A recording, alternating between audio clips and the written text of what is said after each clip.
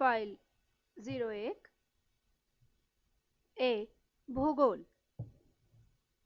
भूगोल के नामकरण एवं इस विषय को प्राथमिक स्तर पर व्यवस्थित स्वरूप प्रदान करने का श्रेय यूनान के निवासियों को जाता है। भूगोल को एक अलग अध्ययन शास्त्र के रूप में प्रसिद्ध यूनानी विद्वान इराटोस्थनीज ने स्थापित किया, अतएव इन्हें भूगोल का पिता कहा जाता है। हेकेटियस ने अपनी पुस्तक पेरिडायस में सर्वप्रथम भौगोलिक तत्वों का क्रमबद्ध समावेश किया। इराटोस्थनीज ने भूगोल के लिए सर्वप्रथम जियोग्राफिका शब्द का प्रयोग किया। अध्ययन के लिए स्वतंत्र विषय के रूप में भूगोल को 19वीं शताब्दी में ही मान्यता मिली। 20वीं शताब्दी के आरंभ में भूगोल मनुष्य और पर्यावरण के पारस्परिक संबंधों के अध्ययन के रूप में विकसित हुआ। इसकी दो विचारधाराएं थी। एक, संभावनावाद। इसके अनुसार मनुष्य अपने पर्यावरण में परिवर्तन करने में समर्थ है तथा वो प्रकृति प्रदत्त अनेक संभावनाओं को अपनी इच्छा के अनुसार उपयोग कर सकता है। इस विचारधारा के समर्थक हैं भूगोलवेत्ता वाइडल डी ला ब्लॉश और फेब्रे। 2, नियतिवाद।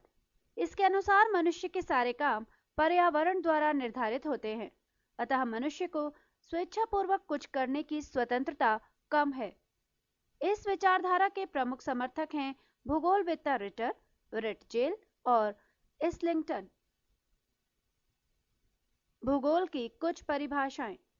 1, भूगोल एक ऐसा स्वतंत्र विषय है जिसका उद्देश्य लोगों को विश्व आकाशीय पिंडों, स्थलों, महासागरों, जीव जंतुओं, वनस्पति, फलों तथा भूधरातल के क्षेत्रों में देखी जाने वाली प्रत्येक अन्य वस्तु का ज्ञान प्राप्त कराना है। द्वारा स्ट्रैबो। 2, भूगोल पृथ्वी की झलक को स्वर्ग में देखने वाला आभामय विज्ञान है। कलैडियस टॉलमी। 3, भूगोल वो विज्ञान है जिसमें पृथ्वी को स्वतंत्र ग्रह के रूप में मान्यता देते हुए उसके समस्त लक्षणों, घटनाओं एवं उसके अंतः संबंध का अध्ययन किया जाता है। Curl Ritter.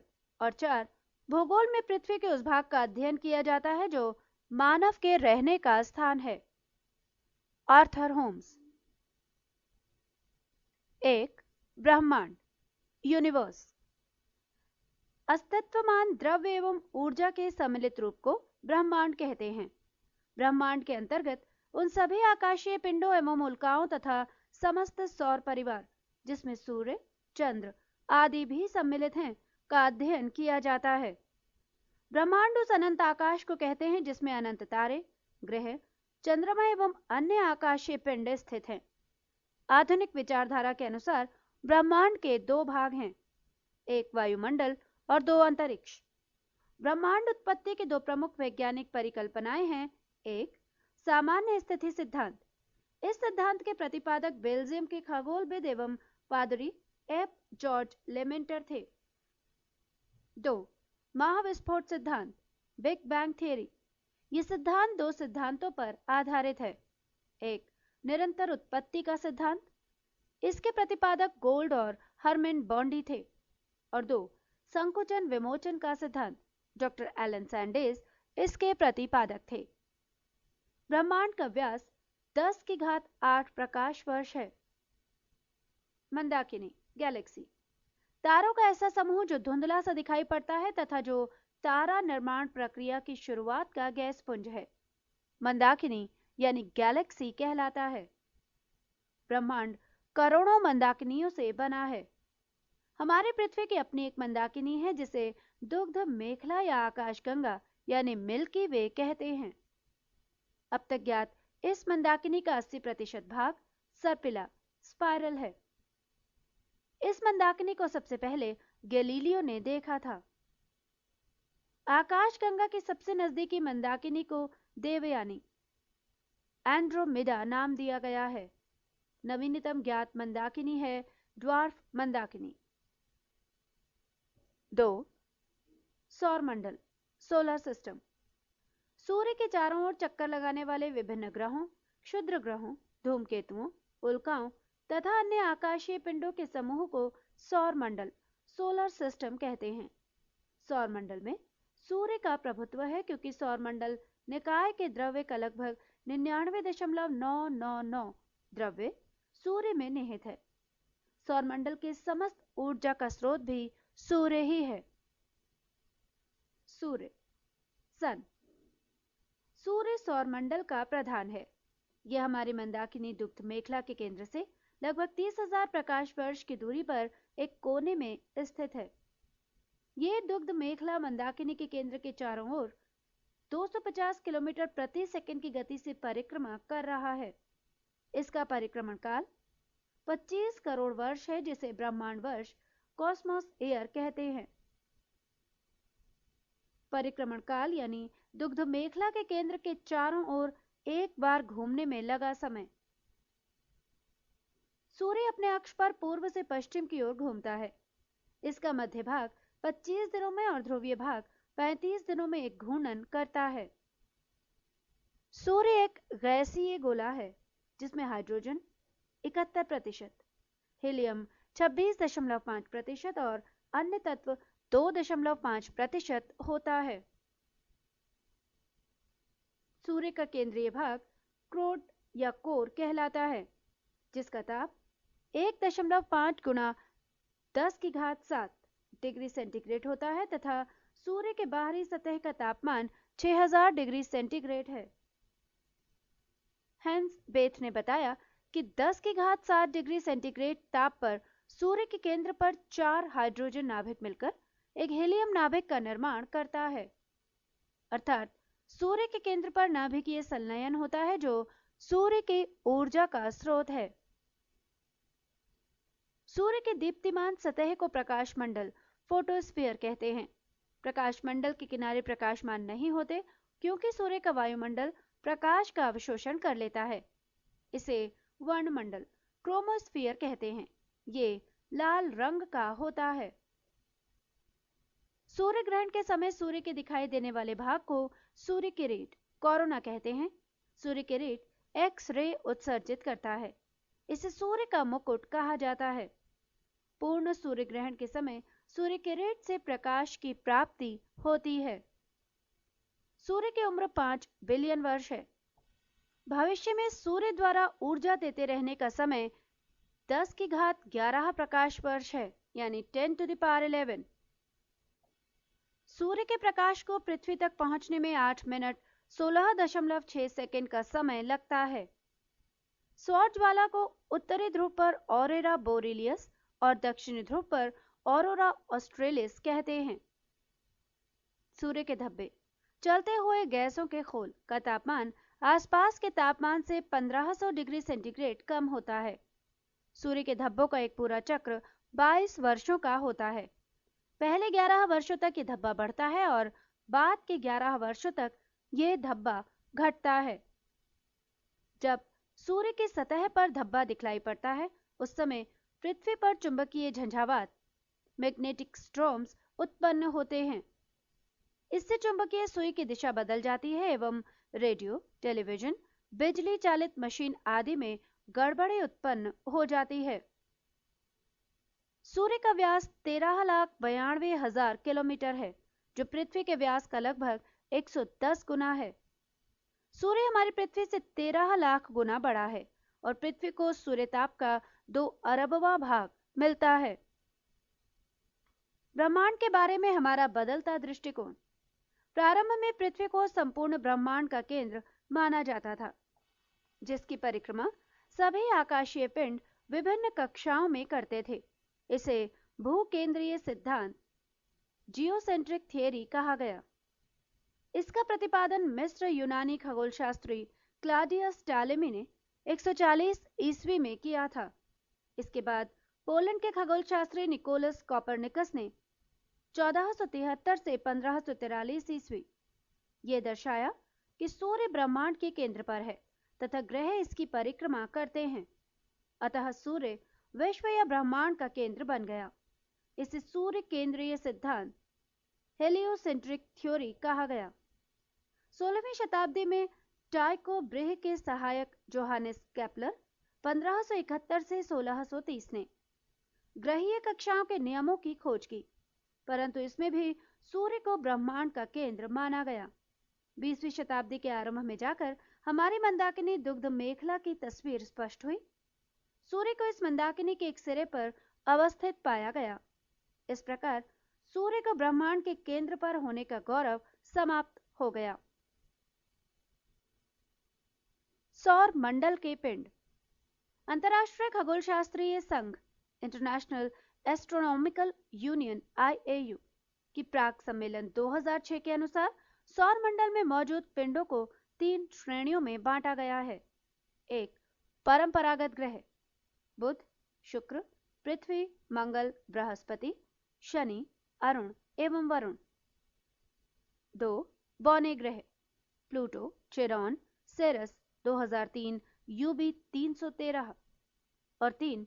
लघु सौर मंडलीय पिंड धूमकेतु, उपग्रह एवं अन्य छोटे खगोलीय पिंड।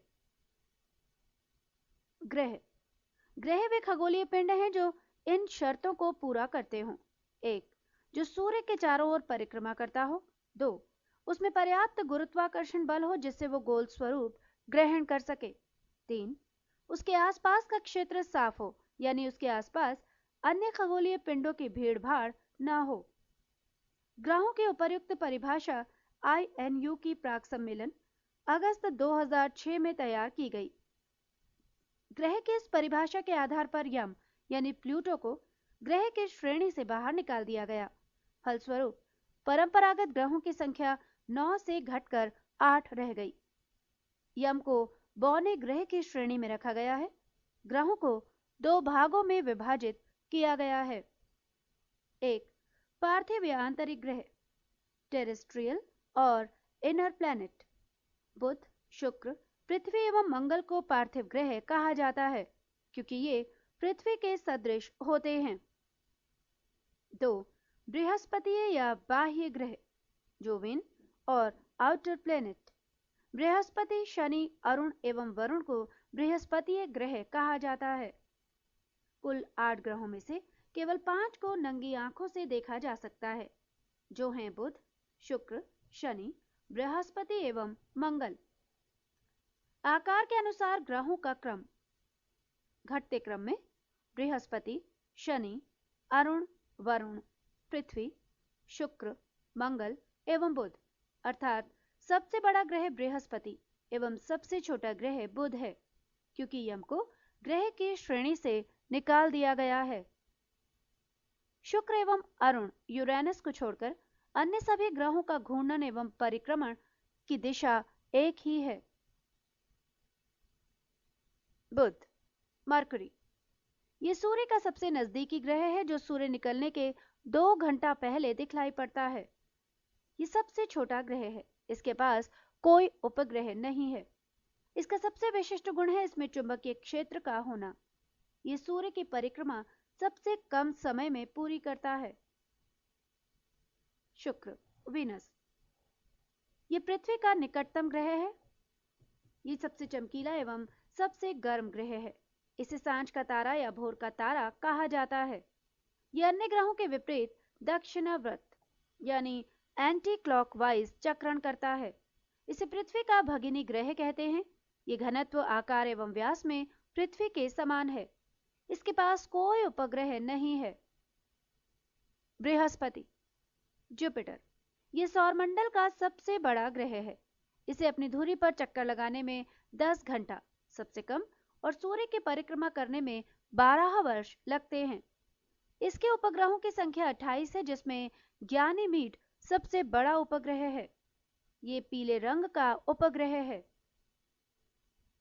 मंगल, मार्स, इसे लाल ग्रह रेड प्लैनेट कहा जाता है। इसका रंग लाल आयरन ऑक्साइड के कारण है। यहाँ पृथ्वी के समान 2 ध्रुव हैं तथा इसकी कक्षा तली 25 डिग्री के कोण पर झुकी है, जिसके कारण यहाँ पृथ्वी के समान ही ऋतु परिवर्तन होता है। इसके दिन का मान एवं अक्ष का झुकाव पृथ्वी के समान है। ये अपनी धुरी पर 24 घंटे में एक बार पूरा चक्कर लगाता है। इसके 2 उपग्रह हैं, फोबोस और डिमोस। सूर्य की परिक्रमा करने में इसे 687 दिन लगते हैं। सौरमंडल का सबसे बड़ा ज्वालामुखी ओलिपस मेसी एवं सौरमंडल का सबसे ऊंचा पर्वत निक्स ओलिफिया, जो माउंट एवरेस्ट से 3 गुना अधिक ऊंचा है, इसी ग्रह पर स्थित है। शनि, सैटर्न, यह आकार में दूसरा सबसे बड़ा ग्रह है। यह आकाश में पीले तारे के समान दिखाई पड़ता है। इसकी विशेषता है इसके तल के चारों ओर वलय का होना, यानी मोटी प्रकाश वाली कुंडली। इसके उपग्रहों की संख्या 30 है, जो सबसे अधिक है। शनि का सबसे बड़ा उपग्रह टिटॉन है। यह आकार में बुध के बराबर है। फोबे नामक शनि का उपग्रह इसकी कक्षा में घूमने की विपरीत दिशा में परिक्रमा करता है। अरुण, यूरेनस, ये आकार में तीसरा सबसे बड़ा ग्रह है। इसकी खोज 1781 ईस्वी में विलियम हर्सेल द्वारा की गई है।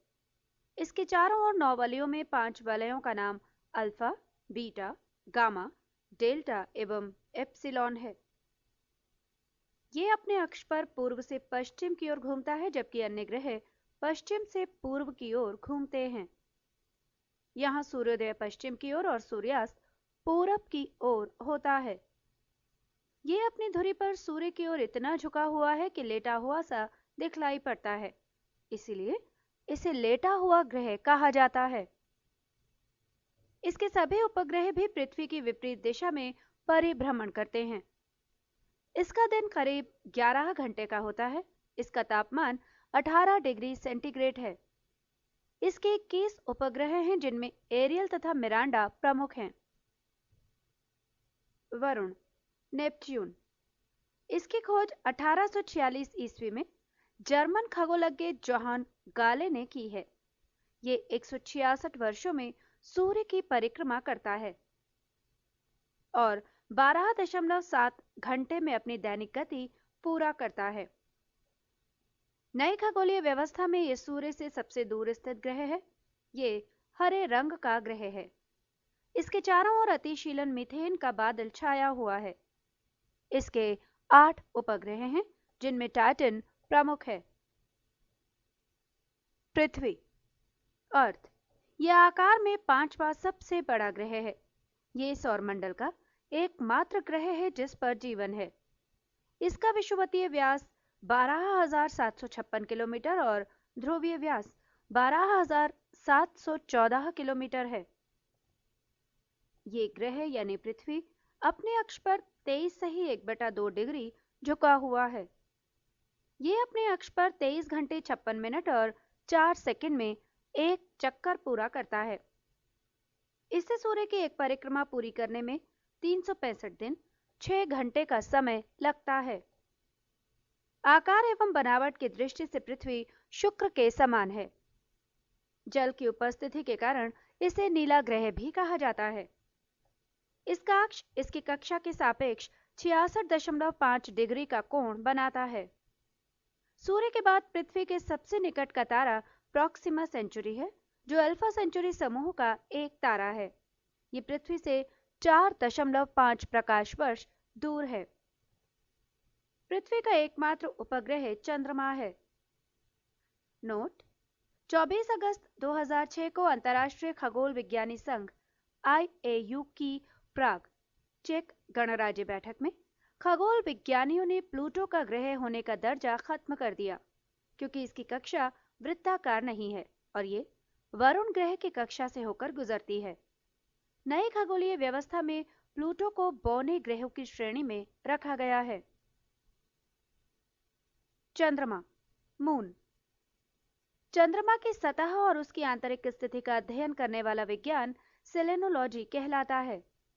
इस पर धूल के मैदान को शांति सागर कहते हैं। ये चंद्रमा का पिछला भाग है जो अंधकारमय होता है। चंद्रमा का उच्चतम पर्वत लिबनिट्स पर्वत है, जो 35,000 फुट यानी 10,668 मीटर ऊंचा है। यह चंद्रमा के दक्षिणी ध्रुव पर स्थित है।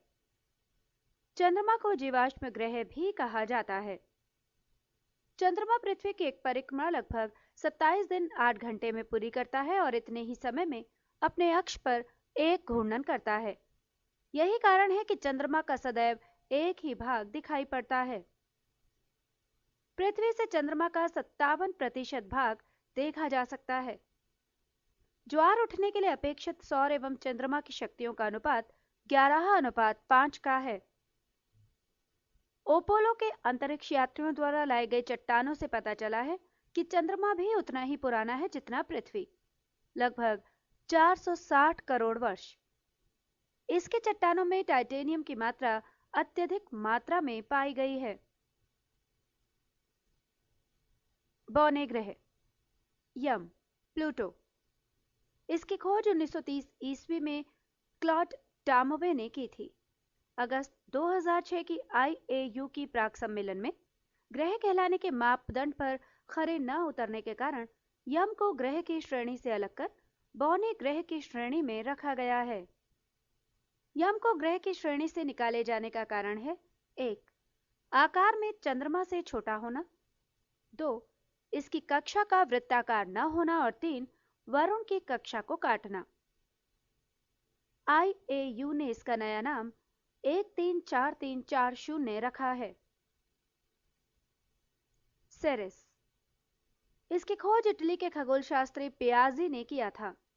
IAU की नई परिभाषा के अनुसार इसे बौने ग्रह की श्रेणी में रखा गया है, जहां इसे संख्या से 1 जाना जाएगा। इसका व्यास बुध के व्यास का 1/5वां भाग है। अन्य बौने ग्रह हैं चेरॉन एवं 2003 UB 313 इरिस। लघु सौर मंडलीय पिंड, क्षुद्र ग्रह, एस्टेरॉइड्स। मंगल एवं बृहस्पति ग्रह की कक्षाओं के बीच कुछ छोटे छोटे आकाशीय पिंड हैं जो सूर्य की परिक्रमा कर रहे हैं। उसे क्षुद्र ग्रह कहते हैं। खगोल शास्त्रियों के अनुसार ग्रहों के विस्फोट के फलस्वरूप टूटे टुकड़ों से क्षुद्र ग्रह का निर्माण हुआ है। क्षुद्र ग्रह जब पृथ्वी से टकराता है तो पृथ्वी के पृष्ठ पर विशाल गर्त बनता है। महाराष्ट्र में लोनार झील ऐसा ही एक गर्त है। फोरवेस्टा एकमात्र क्षुद्र ग्रह है जिसे नंगी आंखों से देखा जा सकता है। धूमकेतु, कॉमेट्स। सौरमंडल के छोर पर अरबों बहुत ही छोटे छोटे पिंड विद्यमान हैं जो धूमकेतु या पुच्छल तारे कहलाते हैं।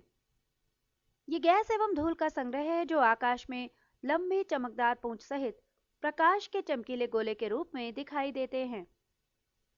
धूमकेतु केवल तभी दिखाई पड़ता है जब वो सूर्य की ओर अग्रसर होता है, क्योंकि सूर्य किरणें इसकी गैस को चमकीला बना देती हैं। धूमकेतु की पूंछ हमेशा सूर्य से दूर होती दिखाई देती है। हेले नामक धूमकेतु का परिक्रमण काल 76 वर्ष है। ये अंतिम बार 1986 में दिखाई दिया था। अगली बार ये 1986 + 76 बराबर 2062 में दिखाई देगा। धूमकेतु हमेशा के लिए टिकाऊ नहीं होते, फिर भी प्रत्येक धूमकेतु के लौटने का समय निश्चित होता है। उल्का, मेटेओर्स। उल्काएं प्रकाश की चमकीली घारी के रूप में देखते हैं जो आकाश में क्षण भर के लिए दमकती हैं और फिर लुप्त हो जाती हैं। उल्काएं क्षुद्र ग्रहों के टुकड़े तथा धूमकेतुओं द्वारा पीछे छोड़े गए धूल के कण होते हैं। प्रस्तुत है सौर परिवार की सारणी। ग्रह बुध, व्यास 4878 किलोमीटर, परिभ्रमण समय अपने अक्ष पर 58.6 दिन, परिक्रमण समय सूर्य के चारों ओर 88 दिन, उपग्रहों की संख्या 0। ग्रह शुक्र, व्यास 12,102 किलोमीटर, परिभ्रमण समय अपने अक्ष पर 243 दिन, परिक्रमण समय सूर्य के चारों ओर 224.7 दिन, उपग्रहों की संख्या 0। ग्रह पृथ्वी, व्यास 12,756 से 12,714 किलोमीटर, परिभ्रमण समय अपने अक्ष पर 23.9 घंटे, परिक्रमण समय सूर्य के चारों ओर 365.26 दिन, उपग्रहों की संख्या 1। ग्रह मंगल, व्यास 6,787 किलोमीटर, परिभ्रमण समय अपने अक्ष पर 24.6 घंटे। परिक्रमण समय सूर्य के चारों ओर 687 दिन। उपग्रहों की संख्या 2। ग्रह बृहस्पति, व्यास 1,42,800 किलोमीटर। परिभ्रमण समय अपने अक्ष पर 9.9 घंटे। परिक्रमण समय सूर्य के चारों ओर 11.9 वर्ष। उपग्रहों की संख्या 28। ग्रह शनि, व्यास 1,20,500 किलोमीटर। परिभ्रमण समय अपने अक्ष पर 10.3 घंटे। परिक्रमण समय सूर्य के चारों ओर 29.5 वर्ष। उपग्रहों की संख्या 30। ग्रह यूरेनस, व्यास 51,400 किलोमीटर। परिभ्रमण समय अपने अक्ष पर 16.2 घंटे। परिक्रमण समय सूर्य के चारों ओर 84.0 वर्ष। उपग्रहों की संख्या 21। और ग्रह नेपच्यून, व्यास 48,600 किलोमीटर। परिभ्रमण समय अपने अक्ष पर 18.5 घंटे। परिक्रमण समय सूर्य के चारों ओर 164.8 घंटे। और उपग्रहों की संख्या 8। सौर परिवार की सारणी समाप्त। 3. पृथ्वी और उसका सौरिक संबंध। प्रकाश चक्र, सर्कल ऑफ इल्यूमिनेशन, वैसी काल्पनिक रेखा जो पृथ्वी के प्रकाशित और अप्रकाशित भाग को बांटती है। पृथ्वी के परिभ्रमण की दिशा पश्चिम से पूर्व है। जिस कक्षा में पृथ्वी सूर्य की परिक्रमा करती है वो दीर्घवृत्तीय है। अतः 3 जनवरी को सूर्य और पृथ्वी के बीच की दूरी अपेक्षाकृत कम हो जाती है, जिसे उपसौरिक पेरिहेलियन की स्थिति कहते हैं। ये दूरी 9.15 करोड़ मील है। इसके विपरीत उत्तरायण की स्थिति में 4 जुलाई को पृथ्वी सूर्य से कुछ दूर चली जाती है। इसको अपसौरिक कहते हैं। ये दूरी 9.45 करोड़ मील होती है। एप्साइड रेखा, उपसौरिक एवं अपसौरिक को मिलाने वाली काल्पनिक रेखा सूर्य के केंद्र से गुजरती है। इसे एप्साइड रेखा कहा जाता है। अक्षांश, लैटिट्यूड, ये ग्लोब पर पश्चिम से पूरब की ओर खींची गई काल्पनिक रेखा है जिसे अंश में प्रदर्शित किया जाता है। वास्तव में अक्षांश वो कोण है जो विषुवत रेखा तथा किसी अन्य स्थान के बीच पृथ्वी के केंद्र पर बनती है। विषुवत रेखा को 0 अंश की स्थिति में माना जाता है। यहां से उत्तर की ओर बढ़ने वाली कोणिक दूरी को उत्तरी अक्षांश तथा दक्षिण में बढ़ने वाली दूरी को दक्षिणी अक्षांश कहते हैं। इसकी अधिकतम सीमा पर ध्रुव है जिन्हें 90 डिग्री उत्तरी या दक्षिणी अक्षांश कहा जाता है। सभी अक्षांश रेखाएं समानांतर होती हैं। वे 2 अक्षांशों के बीच की दूरी क्षेत्रफल जोन के नाम से जानी जाती हैं। 2 अक्षांशों के मध्य की दूरी 111 किलोमीटर होती है।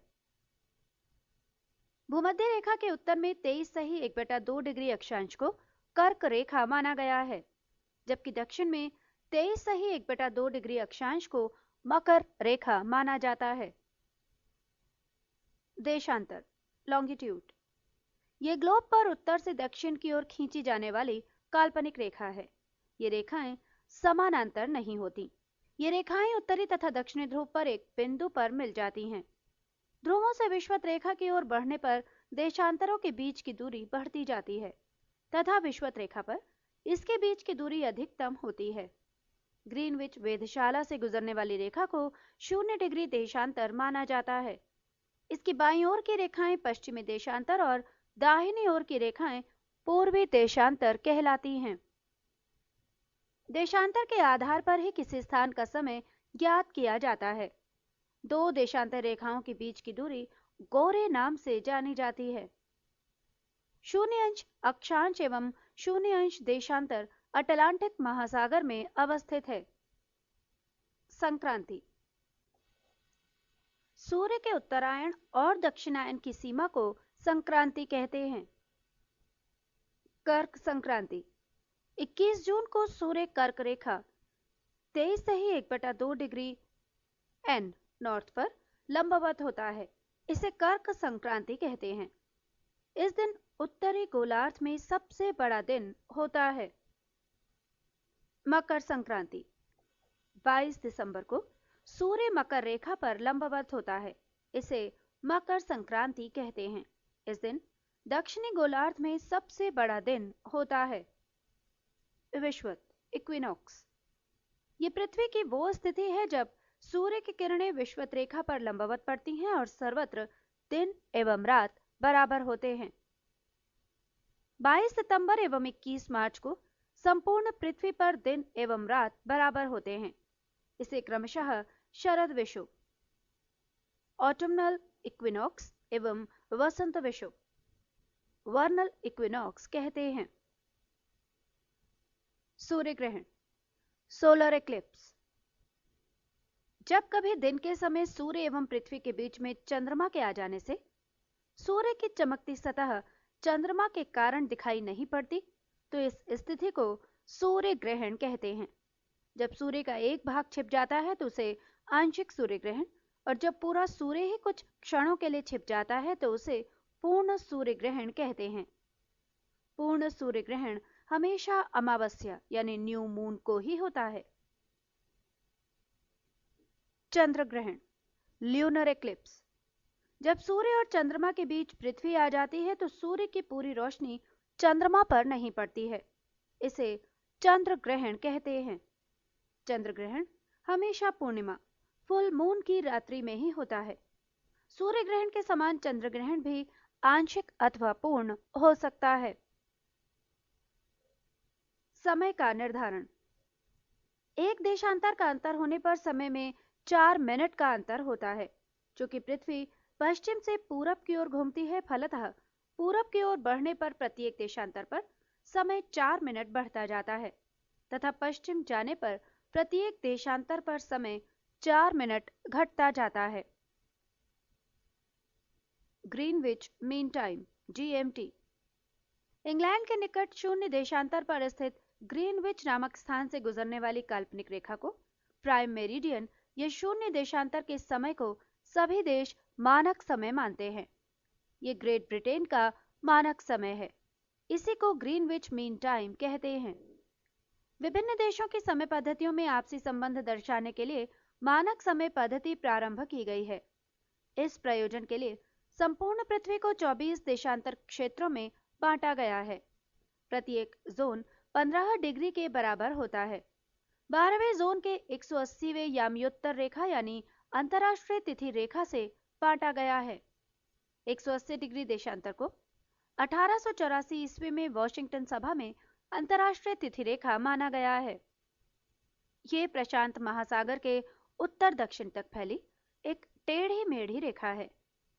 यदि 0 डिग्री देशांतर से पूर्व को 180 डिग्री देशांतर पार करें तो 12 घंटे जोड़ने होंगे। इसी प्रकार 0 डिग्री देशांतर से पश्चिम को 180 डिग्री देशांतर पार करें तो 12 घंटे घटाने पड़ेंगे। नोट: बेरिंग जल संधि अंतरराष्ट्रीय तिथि रेखा के समानांतर स्थित है। मानक समय स्टैंडर्ड टाइम स्थान स्थान पर समय के अंतर के कारण अंतरराष्ट्रीय निर्णय द्वारा प्रामाणिक समय की ओर जोर दिया गया। प्रामाणिक समय एक प्रामाणिक देशांतर का स्थानीय समय होता है। भारत में 82 से ही 1/2 डिग्री पूर्वी देशांतर जो इलाहाबाद के निकट नैनी से गुजरती है के समय को मानक समय माना गया है। ये समय ग्रीनविच समय से 5 से ही 1/2 घंटा आगे रहता है। अतः जब ग्रीनविच में दोपहर के 12 बजे हो तो उस समय भारत में शाम के 5:30 बजे होंगे। विषुवत रेखा इक्वेटर पृथ्वी की मध्य सतह से होकर जाने वाली ये अक्षांश रेखा है जो उत्तरी एवं दक्षिणी ध्रुव से बराबर दूरी पर होती है। ये 0 अंश की अक्षांश रेखा है। विषुवत रेखा के उत्तरी भाग को उत्तरी गोलार्ध और दक्षिणी भाग को दक्षिणी गोलार्ध कहते हैं।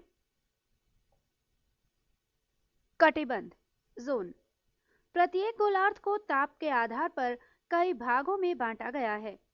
इन भागों को कटिबंध कहते हैं। ये हैं: 1.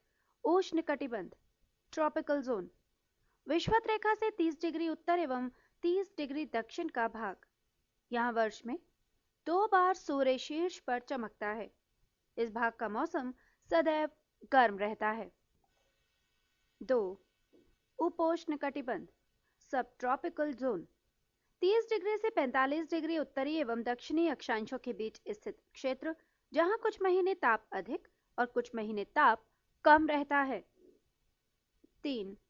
शीतोष्णकटिबंध टेम्परेट जोन, 45 डिग्री से 66 डिग्री उत्तरी और दक्षिणी अक्षांशों के बीच का क्षेत्र। यहाँ सूर्य सिर के ऊपर कभी नहीं चमकता, बल्कि उसकी किरणें तिरछी होती हैं, अतः यहाँ ताप हमेशा कम रहता है। 4.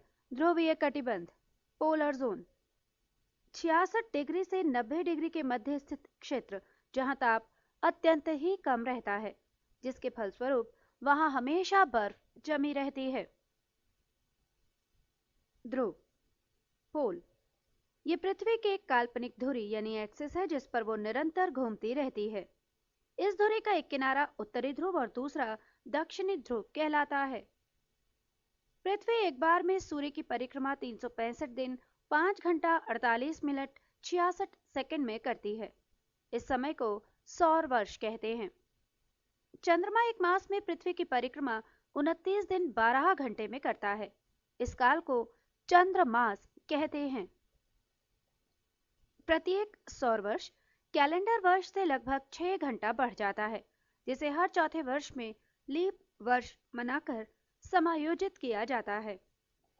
लीप वर्ष 366 दिन का होता है, जिसके फरवरी माह में 28 के स्थान पर 29 दिन होते हैं। 4.